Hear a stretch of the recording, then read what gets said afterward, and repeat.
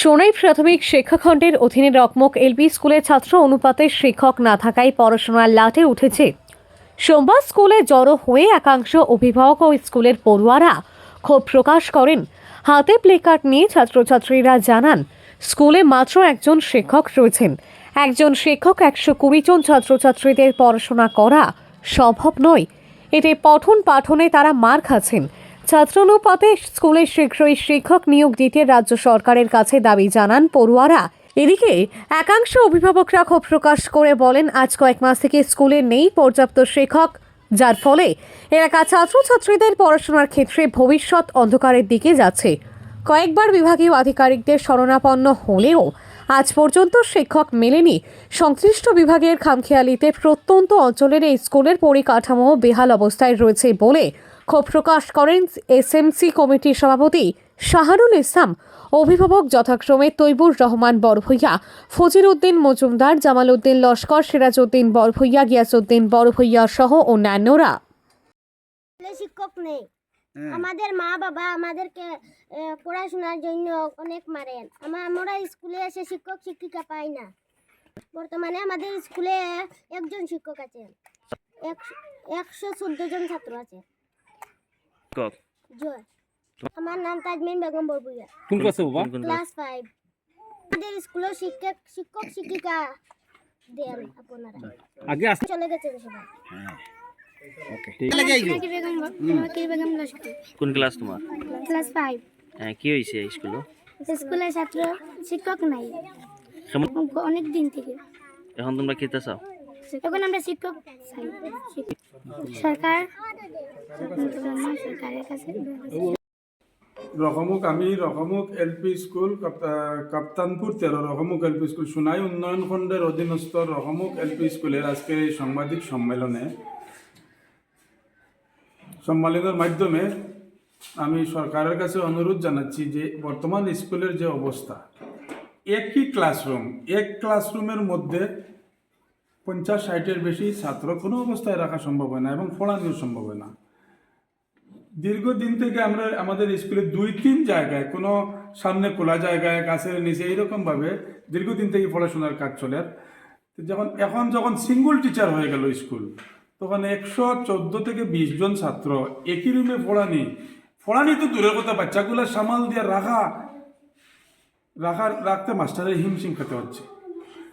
তাই আপনাদের মাধ্যমে আমার অনুরোধ, স্কুলের পরিকাঠামো, শিক্ষার মান এবং উক্ত বিষয়ে সরকারের দৃষ্টি আকর্ষণ করছি এবং আপনাদের মাধ্যমে উক্ত বিষয়টি জেলাধিপতি মহাশয়ের দৃষ্টি আকর্ষণ করছি।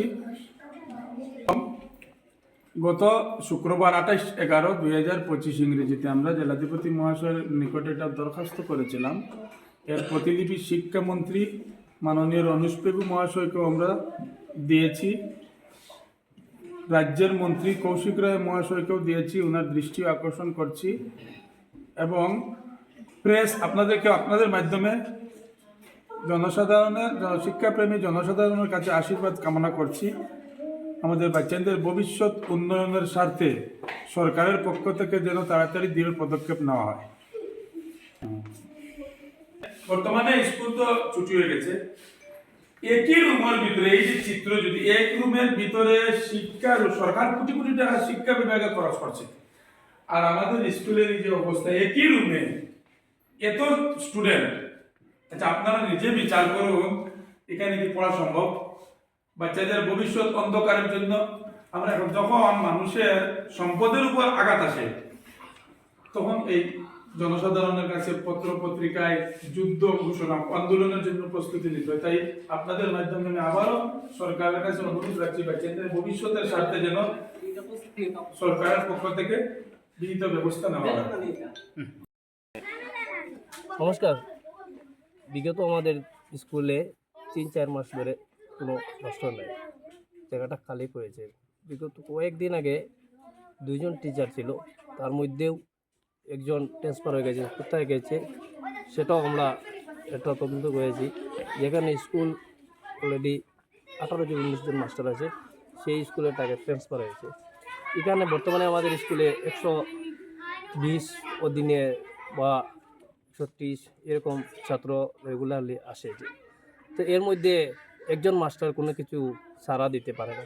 বিগত 28/11/25 তারিখে আমরা মাননীয় ডিজি মহোদয়ের কাছে একটা অ্যাপ্লিকেশন দিয়েছি বিচার পাবে।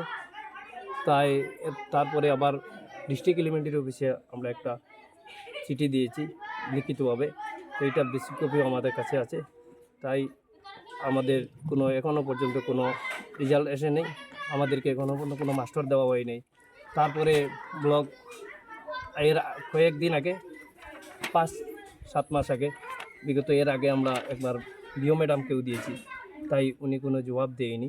উনি বলছেন রিটার্ন তো আপনাকে দেওয়া হবে, পূজার সময় এসেছে, এখন বন্ধ হয়েছে। তারপরে আমাদের বিগত কিছুক্ষণের মধ্যে আমরা মাস্টার ব্যবস্থা করে দিব।